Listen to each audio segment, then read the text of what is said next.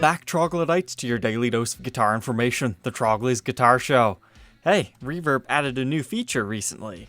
So say you're looking for a Gibson guitar and you accidentally type it in like this. They finally have a "Did you mean this?" I've been talking about that for ages. It always seemed out of place for them not to have that. So I think it's great that now we have that option to help you get to where you're going. Because, I mean, Gibson might not be the worst one, but something like Zemitis, it can get you where you need to go. It does not appear to be advanced enough to fix things like a Gibson Les Paul Custom Light. A lot of people will misspell it light like that when it's light like this.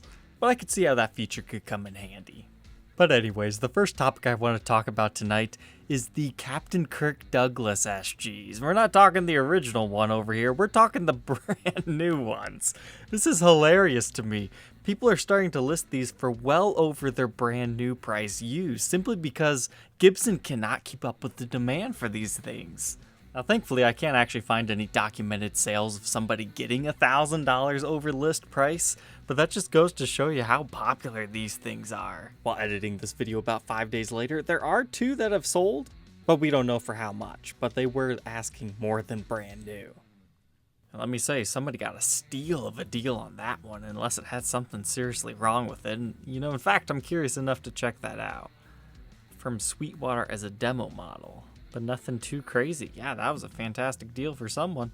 Because even my used ones, I had no problems getting like $2,350 to $2,400 after you add in shipping. And I've been getting a lot of questions about these new models that are coming out. People say, how many are they making? These are limited edition, right? Yeah, I think they're limited edition, but they're not necessarily limited production. So they're going to make these for like a year or 2 and then switch them out for something else, is the way that I'm interpreting this. So if you're looking for something highly collectible in the future, yeah, these probably aren't it, because it's not like the original run where they only made, I think, like 400 or so of them. I think they're going to crank out as many of these as they can. So my advice to you guys is don't pay $4,000 for one of these unless you've got a lot of disposable income and you just want one of these right now, because I can't find a single one for sale here on Reverb. From a Gibson authorized dealer brand new. I don't see them at any of the big shops. I think that's just a testament to how nice and versatile these guitars are. I truly do believe it is one of the best new guitars that Gibson has come out with this year. Maybe not $4,000 good though. But anyways, it looks like this dealer has listed some new stuff. I'd say that's a pretty nice $335, but let's take a look at the 1275 and the 76 Explorer. So we get some Alex Lifeson and Don Felder vibes with this one. Looks like we got some finish checking going on. It was definitely played. ABR1 bridges, but interestingly enough, a reversed bridge pickup. Why would somebody do that? Like, sometimes you see it on the neck pickup, but not quite as often on the bridge. It just looks kind of goofy. I wonder if there's a reason for that. Did they swap that pickup out and the lead wasn't long enough? Or maybe when these guys were inspecting it, they accidentally put it in upside down. I know that's happened at least once to me. I just don't like the 70s double necks, though. Not having the mother of pearl logo kills them for me. I think the volute is a nice feature, but with a high-end custom guitar like this, why do they ever have silk screens? I don't understand that choice. But this is a pretty cool example. How much do they want? $6,500. You don't find them in white too often. But it looks like they're saying it's all original with the exception of a nut on the 6th string.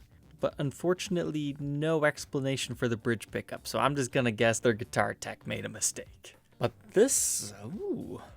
$5,500, even coming from a dealer here, is actually a pretty okay price if this is what they're saying it is.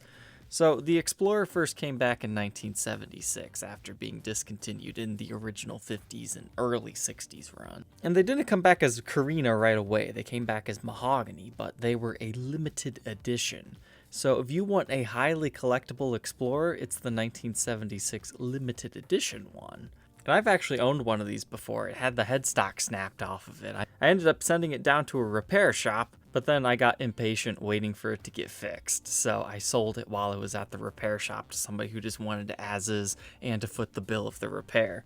Honestly, I didn't like the way the repair ended up looking anyway, so I kind of lucked out on that case. But that was a good 5-6 years ago. So the big telltale sign on these guys is back here. You gotta look. To me, that looks like it says Explorer. So this is actually false advertising on this shop's part. It is not the limited edition one. They probably got confused doing the research. There is a huge price difference between a 76 one that says limited edition up there on the decal and Explorer, because one of them marks the very first ones. The other one, they just put them back into production. We're talking a good $3,000-$4,000 price difference because just what it says right there.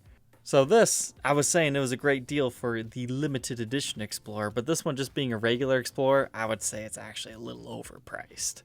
And now I have this unique Melody Maker finish. Just in case you didn't hear, if you liked my shorts, I started a second channel for those, and we talked about this one today. Let's go a little bit more in depth on this thing. So, this is a 1965 Gibson Melody Maker. I absolutely adore these things. They look goofy, but they didn't look this goofy coming out of the factory, that's for sure. So, Joan Jett made these things incredibly popular. Normally, they would come from the factory kind of like a cherry red color, very similar to an SG. But somebody's taken this thing back to the 90s, you know, Saved by the Bell. If you watch Mr. Beast, it kind of reminded me of his logo right here. And most importantly, it reminds me of the 90s cup. You know, this thing right here, it's got that design going on. So despite being made in the 60s, it was definitely made over in the 90s. That's all I've got to say. It reminds me of like sweatpants and fanny packs. But what I absolutely appreciate about this thing is even though they went crazy on this, they swapped out the pickups for some better single coils most likely. They painted our pickguard. They even gave it a red switch tip. You've got the metal knurled knobs, output jack, upgraded wraparound tailpiece, painted over truss rod cover, upgraded tuners, but they respected this thing enough to tape off the Gibson logo.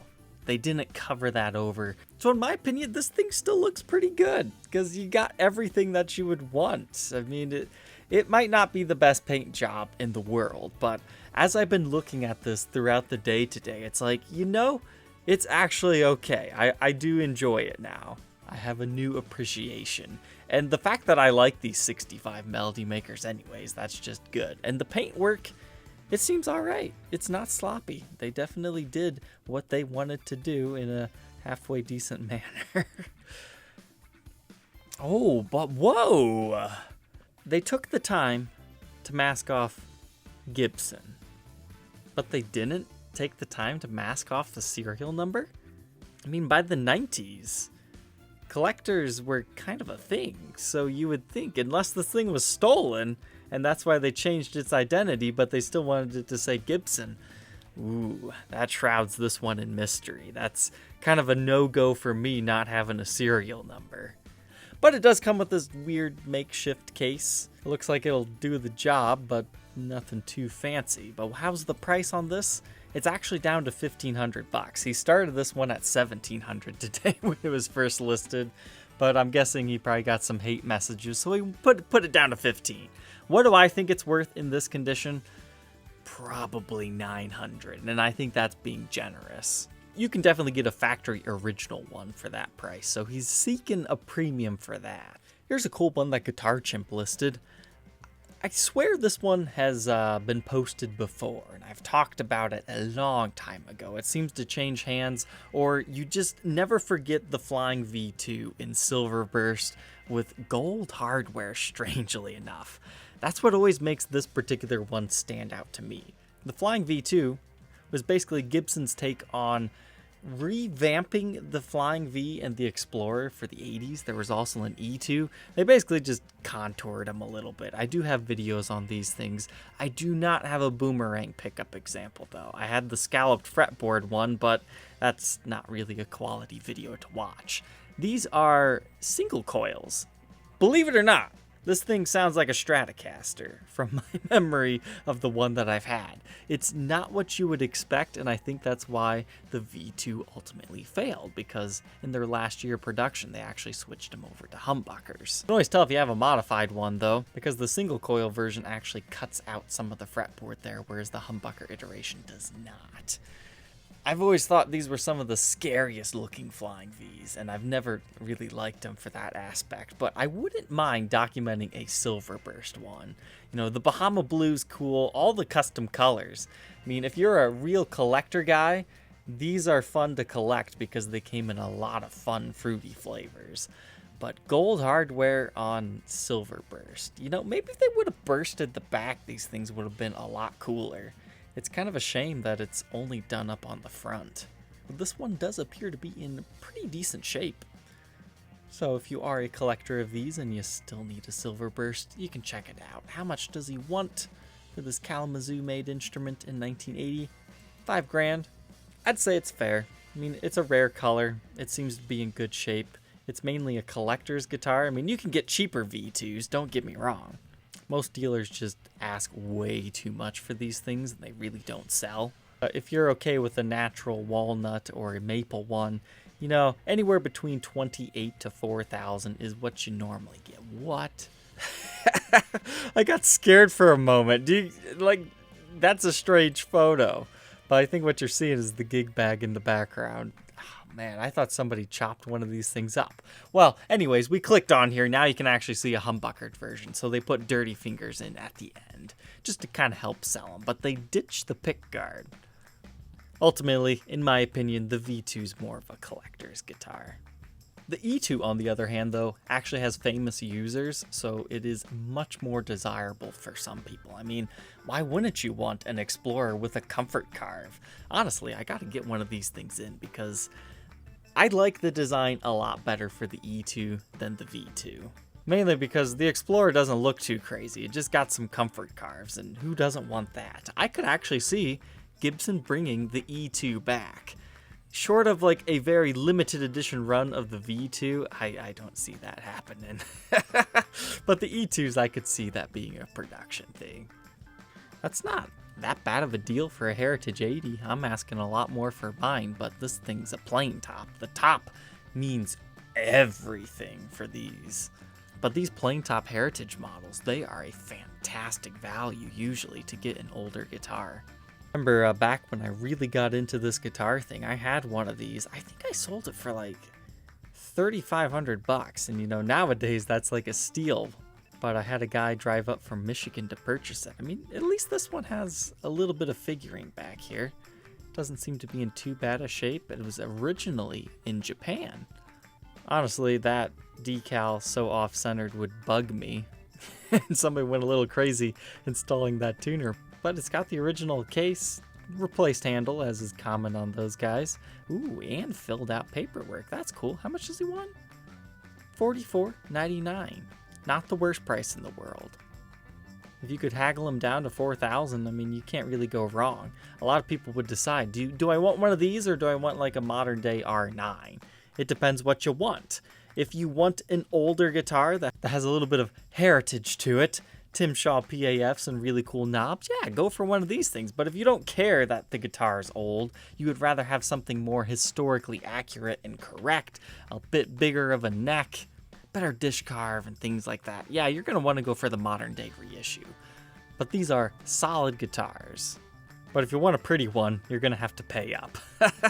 So this one, we unboxed it quite some time ago. It's got a bit of a mix-match top to it. This is heavily quilted. This one's a little bit lighter quilted. It looks really good in person, though. But I purchased this from the original owner, and it's just so fantastically clean. Here you can kind of see what I'm talking about. Now, for $7,000, am I shooting for the moon? Yeah, but to replace one of these in as clean of condition as this one, I mean, it's not perfect, but it's got a good top. I'm not in any hurry to sell it. But this is also the slightly less desirable Heritage Elite, meaning it has the ebony fretboard. And I say it's less desirable because ebony fretboards aren't generally on a Les Paul standard. But if you're kind of a quirky guitar collector and stuff, that would be a reason to seek out an Elite. Because who doesn't like an ebony fretboard? So you can check that one out on my Reverb shop. I'm hoping to do a full review and demo one day though, before I send that off to its new home. Alright, Troglodytes, I hope you enjoyed our little guitar hunting tonight. Don't forget to like, comment, and subscribe. Check out my second channel if you're interested in guitar shorts, and we will catch you tomorrow on the next episode. Take care.